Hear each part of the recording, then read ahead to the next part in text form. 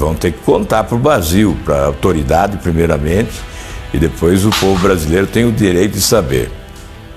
O importante é que, com essas prisões, nós estamos mostrando ao Brasil, a Polícia Federal mostra ao Brasil não só a sua competência, a sua expertise, né, a sua inteligência, que supera dificuldades, e a sofisticação de crimes arquitetados com malabarismos aí pelos marginais, municiados pelos de colarinho branco e pagos pelos grandes ladrões do país.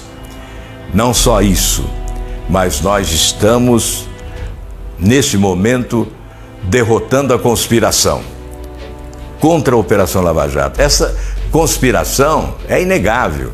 Nós já mostramos aqui em várias oportunidades que há uma conexão entre várias ações. Aquela ação no Senado Federal de votação rápida, em regime de urgência, de uma legislação de abuso de autoridade, a pretexto de dizer, olha, eles abusaram da autoridade, o juiz Sérgio Moro abusou da autoridade, o Deltan abusou da autoridade. Este foi o objetivo. E certamente aqueles que estimularam a pressa, a celeridade, né, nunca foram tão eficientes. Nunca foram tão eficientes. Em matéria tão delicada, tão complexa, tanta agilidade, né? Certamente o objetivo era atemorizar também outros investigadores que ainda não foram alcançados por esses vazamentos, não é? Certamente esse era o objetivo. E enquanto isso, ao mesmo tempo, esses vazamentos eram divulgados, né, a conta-gotas, a prestações, com capítulos como se fosse uma novela, não é? E, ao mesmo tempo, encaminhava-se ao Supremo ações interpostas pelos advogados dos presos, não é? Especialmente o ex-presidente, tentando o habeas corpus. Com essa justificativa, a justificativa das mensagens vazadas. A afirmação de que houve abuso de autoridade. É esta a justificativa, o pretexto, né? Por isso há essa concatenação com a votação de uma legislação exatamente nesse ambiente, enquanto a Polícia Federal investigava os vazamentos, porque ela já investiga há mais de 50 dias. Portanto, eu não tenho dúvida nenhuma que os vazamentos, né, fazem parte, né, desta conspiração contra a Operação Lava Jato, que trabalha pela impunidade contra a justiça, não é? Trabalhando para impedir o sucesso das investigações e, obviamente, dos julgamentos. Tiveram sucesso antes, aliás, essa decisão do presidente Toffoli, do Supremo, também é parte. Olha aí, veja bem, a concatenação, não é? A concatenação. Nós tivemos várias ações, que eu já relatei aqui, e ao final esta do presidente do Supremo, que ao decidir em um caso que não é da Operação Lava Jato, jogou as benesses dessa decisão para a Operação Lava Jato também, não é? Colocando em risco mais de 5 ou 6 mil investigações que envolvem não só corruptos que estão sendo buscados aí pela Operação Lava Jato, mas também toda sorte de criminosos, né? Traficantes, estupradores, assassinos, assaltantes, sequestradores, todo tipo, porque a investigação com base no passeio do dinheiro, que pode ser revelado a partir da anotação de operações financeiras atípicas pela COAF, ou pela Receita Federal, ou pelo Banco Central, é essencial para descobrir, obviamente, os interesses que estão por trás dos crimes. Obviamente, sempre há uma motivação para o crime, e quase sempre a motivação é financeira.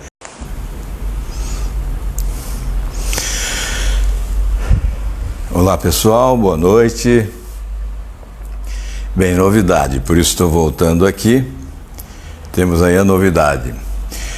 Nós dissemos há algum tempo que seria muito difícil a Polícia Federal chegar à conclusão em relação aos invasores do Telegram, buscando as mensagens trocadas entre Moro, Deltan Dallagnol e outros procuradores, agentes da Operação Lava Jato, os investigadores e julgador no âmbito da Operação Lava Jato, que atuavam buscando uma eficiência maior para colocar na cadeia os ladrões do dinheiro público.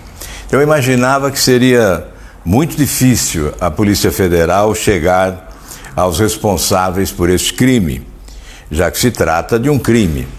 E aqueles que trabalharam com o produto do crime devem estar conscientes de que trabalhavam com o produto de um crime. Por essa razão, hoje, a boa notícia é que a Polícia Federal, olha aqui está no G1, Polícia Federal prende 4 em operação que investiga a invasão do celular de Sérgio Moro. Cumpriu mandados de busca e de prisão temporária em São Paulo, Araraquara e Ribeirão Preto, como parte do inquérito que investiga suposto hacker invasor do celular do ministro Sérgio Moro. A Polícia Federal, portanto, publicou uma nota agora no início da noite, né, abordando essa questão. Os alvos são suspeitos de envolvimento na invasão de celulares do ministro Sérgio Moro, da Justiça. As prisões e buscas são de supostos hackers ou de pessoas que teriam atuado em conjunto com eles. De acordo com a Polícia Federal, os mandados foram executados, já disse e repito, cidade de São Paulo, Araraquara e Ribeirão Preto. A autorização para a prisão foi dada pelo juiz Valisney de Oliveira, da 10ª Vara da Justiça Federal, em Brasília. Portanto, a Polícia Federal instaurou 4 inquéritos para investigar o vazamento de mensagens do celular do ministro da Justiça. A Polícia Federal também abrirá investigação para apurar a suposta invasão do celular de outro ministro, o ministro Paulo Guedes. No caso de Moro, os investigadores trabalham com a hipótese de uma ação orquestrada. A suspeita de que a invasão do celular do ministro tenha sido planejada. Eu não entendo que seja só suspeita, não. Eu tenho certeza que foi uma ação planejada. Nós vínhamos dizendo isso, arquitetada, que tem objetivos, não é? E eu repito, aqueles que trabalharam com essas informações veiculadas pela imprensa a partir do Intercept, o site Intercept, sabiam que estavam trabalhando com o produto de um crime. Vamos fazer uma retrospectiva do que vinha ocorrendo, né? Divulgaram algumas mensagens entre Sérgio Moro e Deltan Dallagnol há alguns anos, quando o atual ministro era o juiz.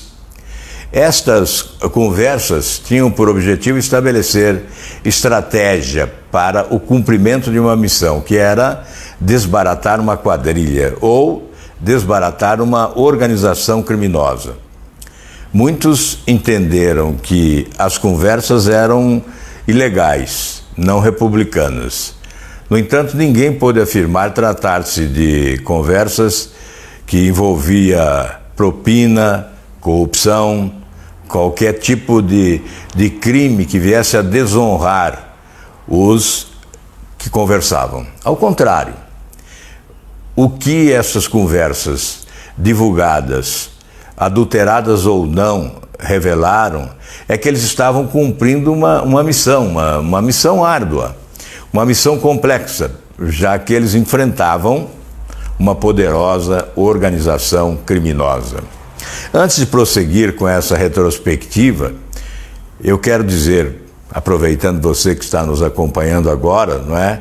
Em bom número, eu quero dizer que o importante agora é descobrir o mandante, o patrocinador ou os mandantes, os patrocinadores.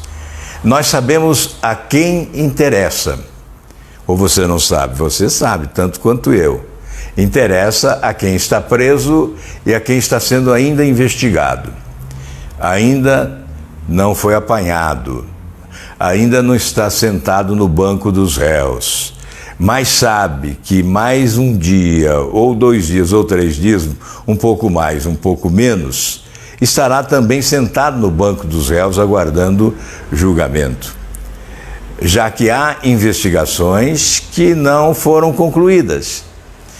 Então, 2 interessados, o preso e o próximo da prisão.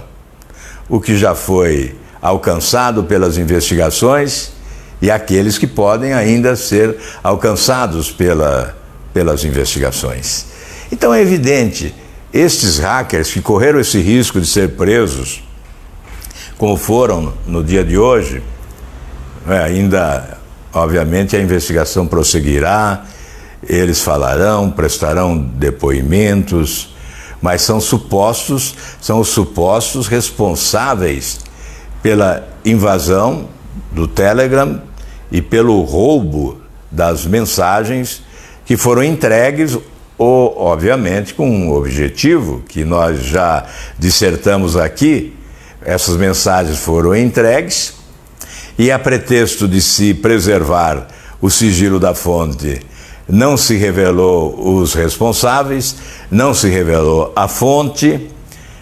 Espero que tenha sido perda de tempo. Não revelaram a fonte e a Polícia Federal descobriu. Acreditavam na impossibilidade dessa descoberta. Eu também temia por essa impossibilidade, por tratar-se de um crime sofisticado, complexo, com técnica. A marginalidade operando com técnica para servir ao crime, para servir os criminosos, neste caso ladrões do dinheiro público que estão presos em Curitiba ou no Rio de Janeiro ou em Brasília, na Papuda. São presos que foram alcançados por esta Operação Lava Jato e que, no âmbito da operação, atuaram aqueles que estavam conversando e que foram, portanto, os alvos da escuta ou do roubo das mensagens, não é? Especialmente o ministro Sérgio Moro. Esse era o principal alvo. E o procurador Deltan Dallagnol. Esses 2 eram os principais alvos, com o objetivo de fornecer munição aos advogados, na esperança de anular provas e obviamente, anular também condenações, decisões judiciais competentes, não é, que passaram por várias instâncias, não só na primeira instância, foram à segunda instância, da segunda instância foram aos tribunais superiores, em vários recursos interpostos pelos advogados dos que foram presos. Portanto, eu estou aqui comentando a descoberta. A Polícia Federal demonstrou incrível competência, eficiência, porque nós sabíamos que seria difícil. Nós tínhamos esta convicção, que dificilmente encontraríamos os bandidos, os invasores, os vazadores, os hackers, né? E a Polícia Federal foi mais competente do que se imaginava e está chegando aos responsáveis. Primeiro momento, primeira etapa é a prisão destes hackers. Obviamente a Polícia Federal não prendeu sem justa causa. O juiz que autorizou a prisão também não autorizou sem analisar as justificativas apresentadas pela Polícia Federal para estas prisões. Portanto, nós estamos sim próximos da revelação, próximos da descoberta, próximos da elucidação desse crime. E, obviamente, aqueles que foram presos agora certamente não guardarão segredo de quem os comandou nesse processo. Quem foram os mandantes? Quem pagou a conta deste crime?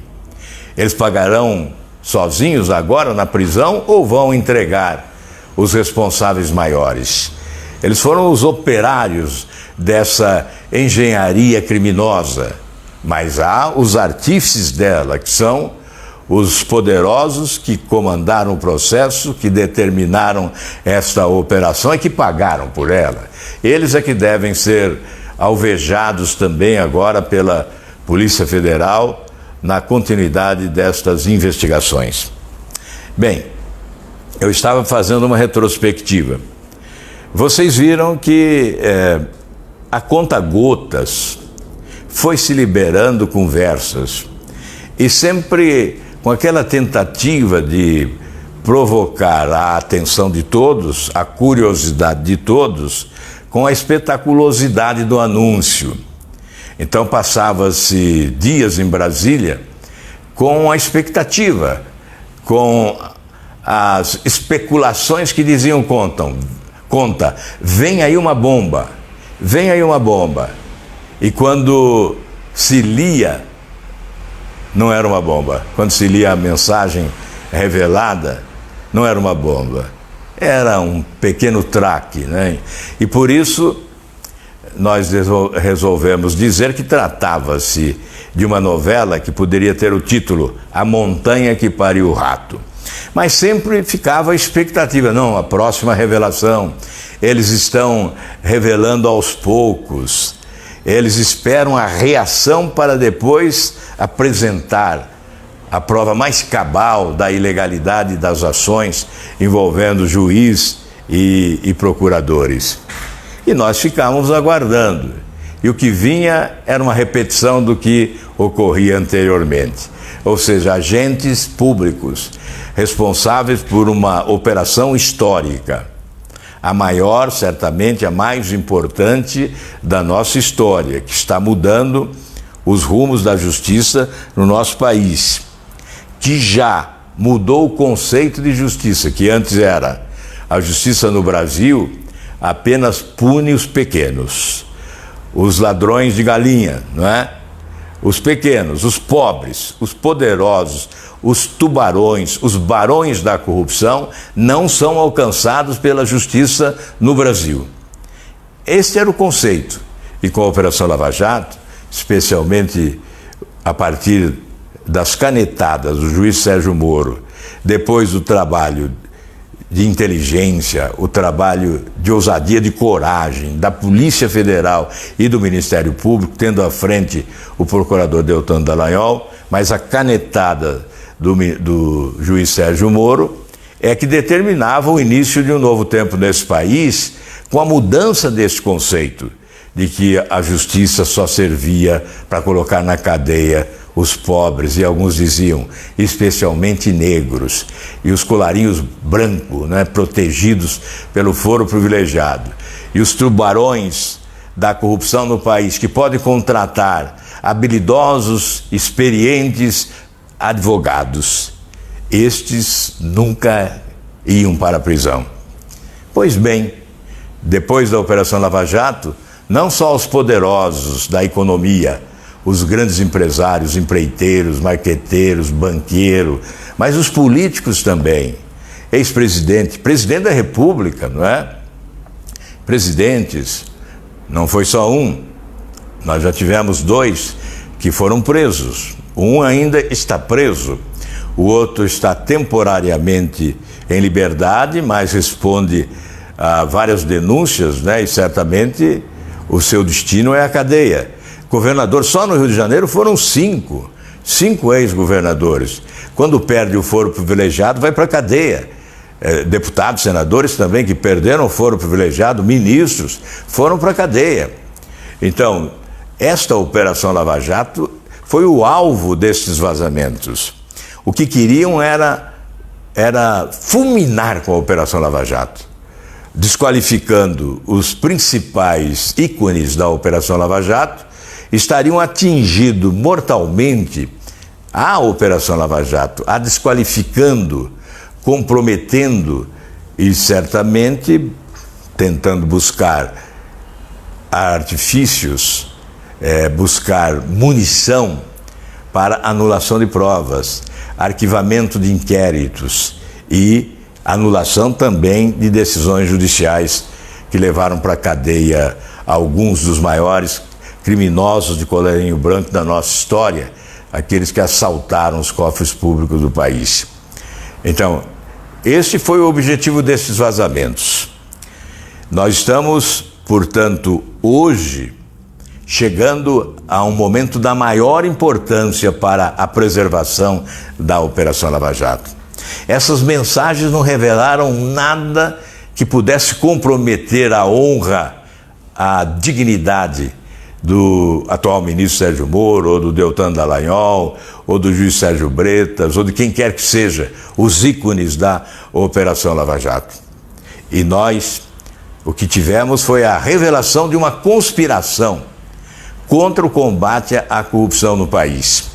Até porque, veja bem, eu já disse várias vezes e quero repetir porque eu não vi ninguém dizendo isso, que, mesmo do ponto de vista da legalidade, essas conversas estão autorizadas pela legislação.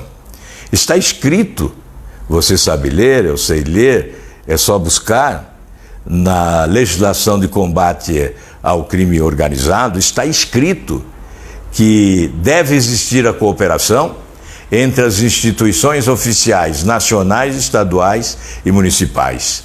Ora, a Polícia Federal é uma instituição nacional, o Ministério Público é uma instituição nacional e a Justiça é uma instituição nacional.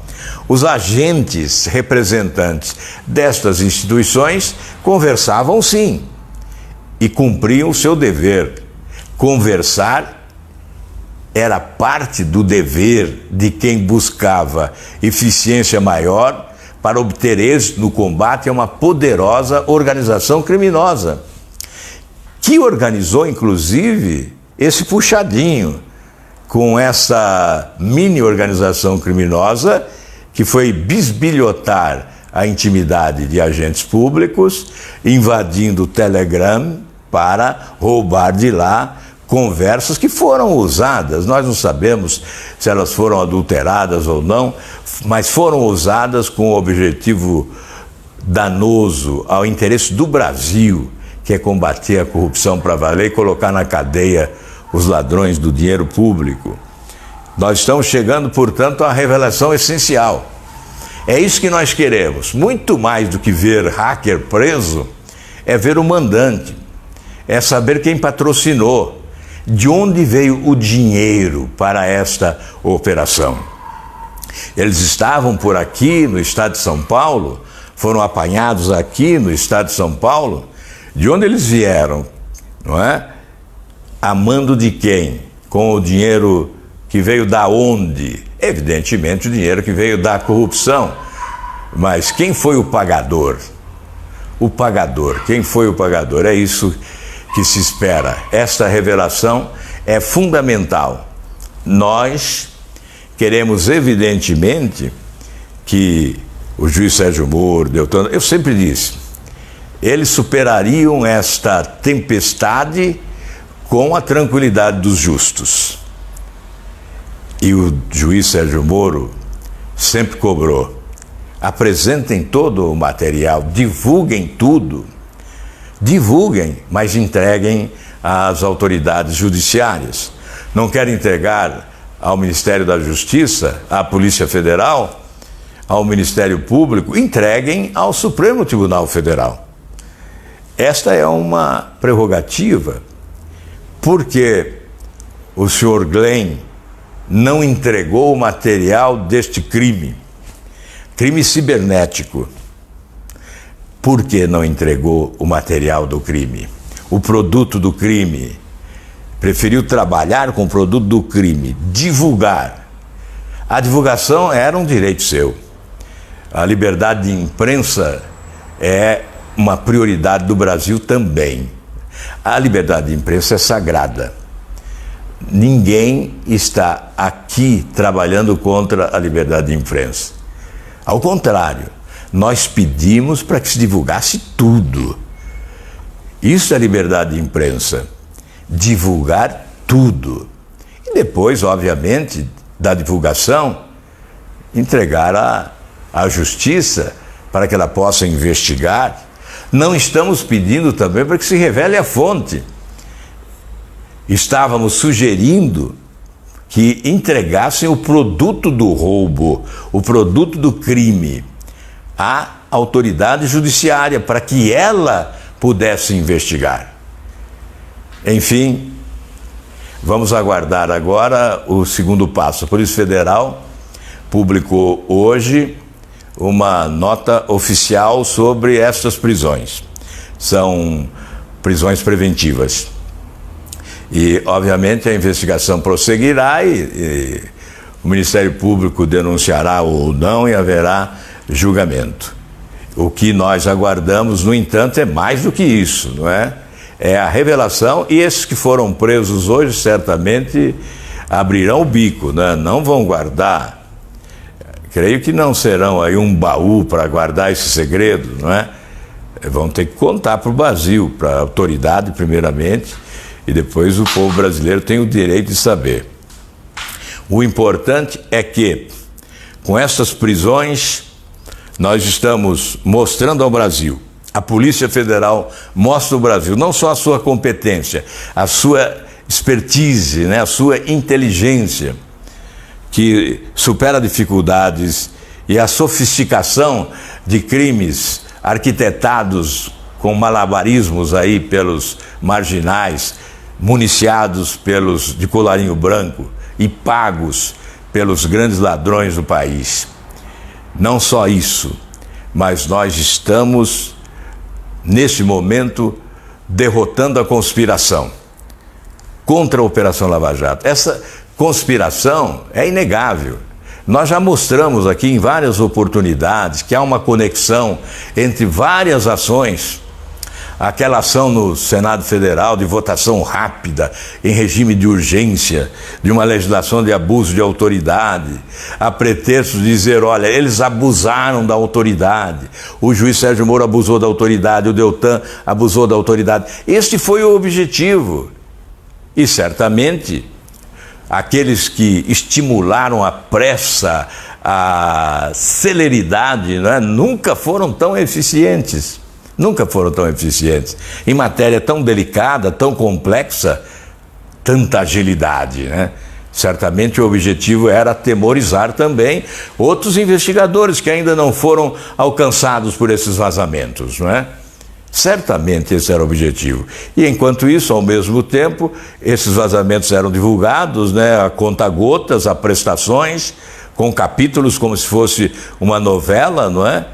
E ao mesmo tempo, encaminhava-se ao Supremo ações interpostas pelos advogados dos presos, não é? Especialmente o ex-presidente, tentando o habeas corpus, com essa justificativa, a justificativa das mensagens vazadas. A afirmação de que houve abuso de autoridade. É esta a justificativa, o pretexto, né? Por isso há essa concatenação com a votação de uma legislação exatamente nesse ambiente, enquanto a Polícia Federal investigava os vazamentos, porque ela já investiga há mais de 50 dias. Portanto, eu não tenho dúvida nenhuma que os vazamentos, né, fazem parte, né, desta conspiração contra a Operação Lava Jato, que trabalha pela impunidade contra a justiça, não é? Trabalhando para impedir o sucesso das investigações e, obviamente, dos julgamentos.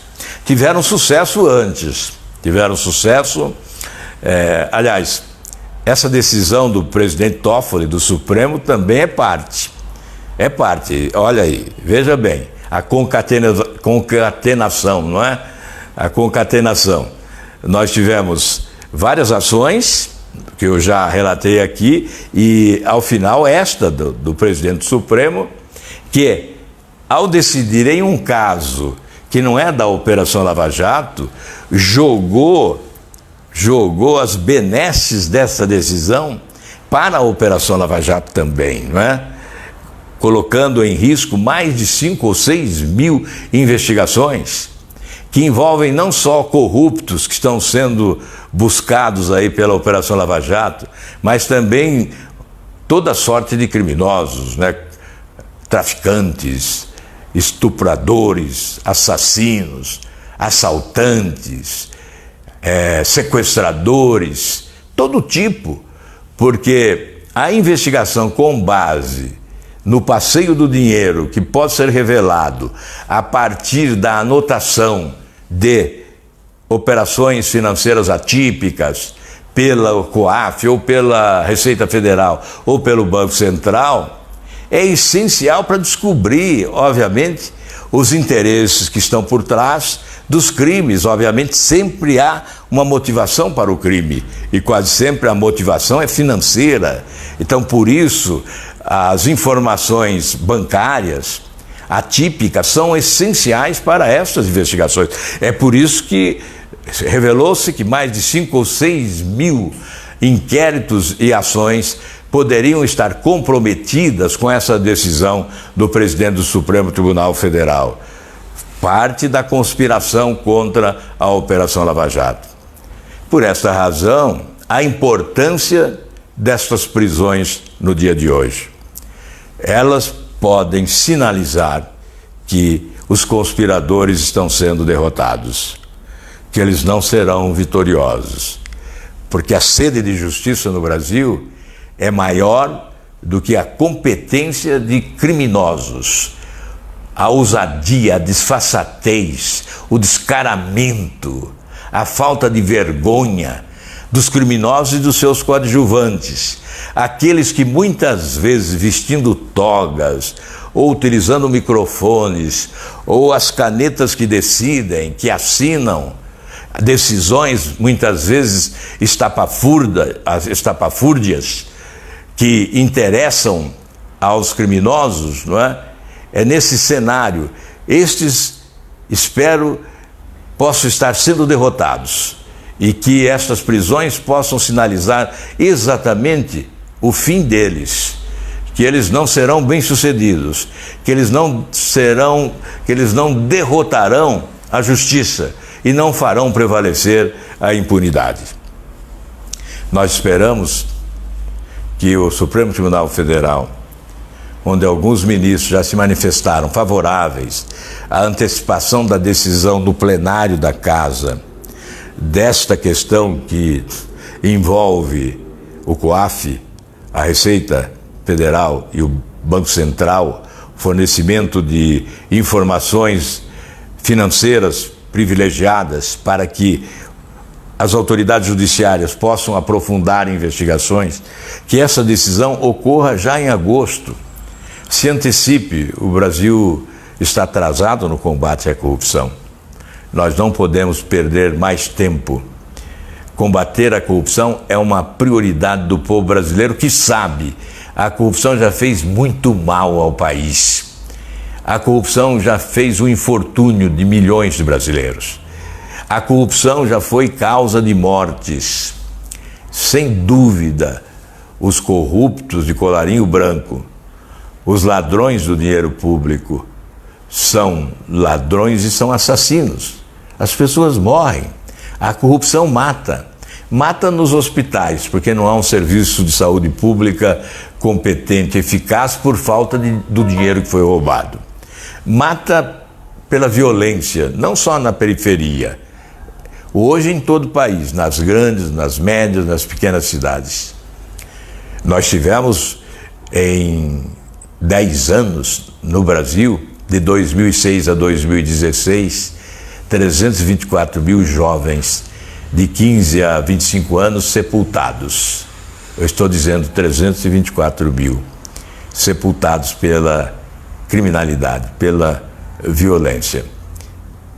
Olha, 7 vezes mais do que os soldados americanos que morreram na Guerra do Vietnã durante 25 anos.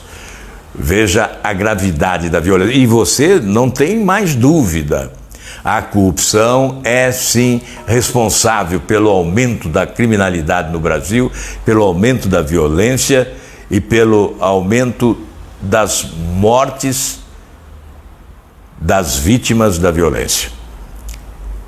Então, olha, é fundamental que o povo brasileiro apoie a Operação Lava Jato, fique do lado, sim, desses agentes públicos que são fundamentais para o sucesso dela. E essa revelação de hoje, o sucesso desta investigação policial, pode ser certamente, a largada para uma vitória da Operação Lava Jato sobre esta conspiração que faz tanto mal, que não interessa ao Brasil, que tem que ser combatida por todos nós. Bem, meus amigos, eu acho que é muito importante você estar ao lado das pessoas de bem, valorizando a Polícia Federal, valorizando o Ministério Público e valorizando a Justiça.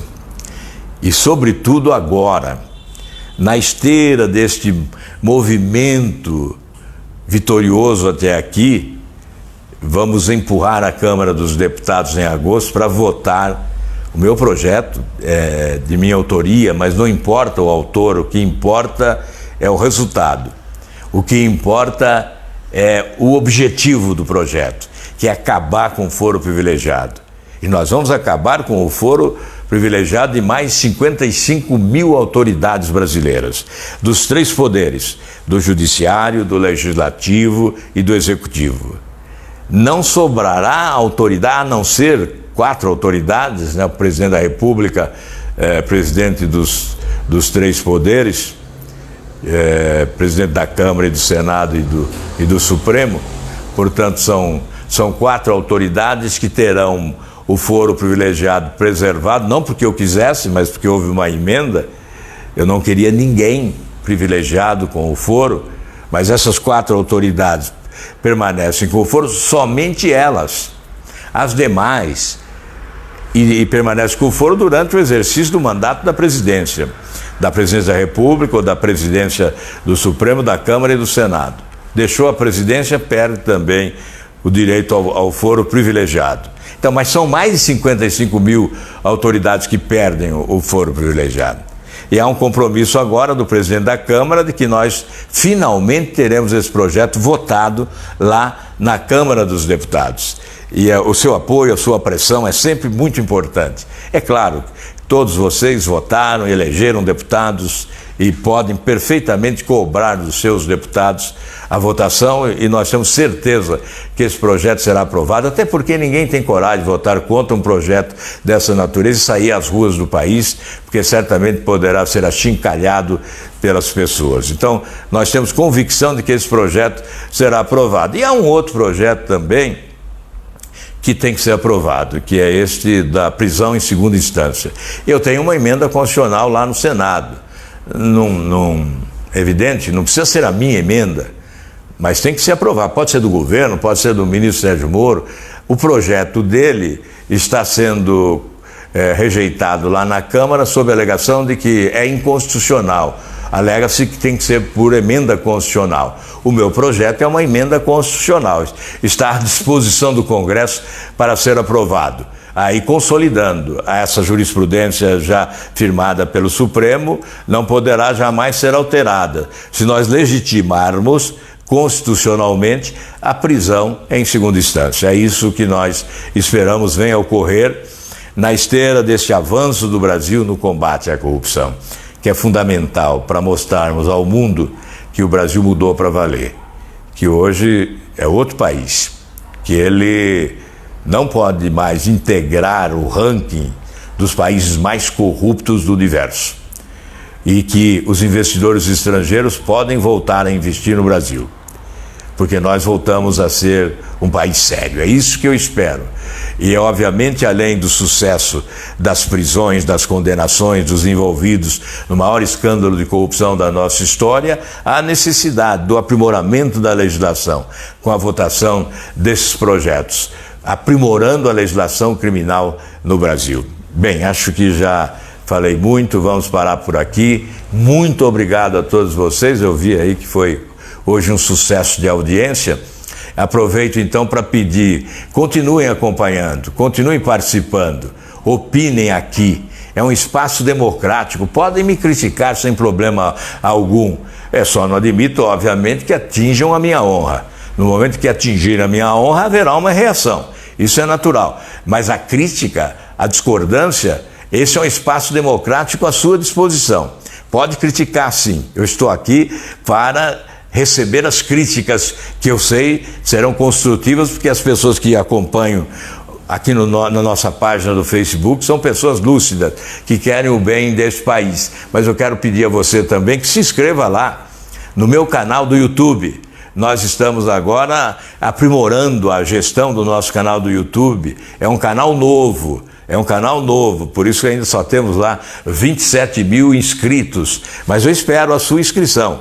Você que está me acompanhando aqui, nesse momento aí são muitas pessoas que estão nos acompanhando, que nos acompanharam nesses momentos aqui de comentários que fizemos sobre a operação da Polícia Federal, que levou para a prisão os hackers, né, os invasores das mensagens do Telegram do ministro Sérgio Moro e do Deltan Dallagnol.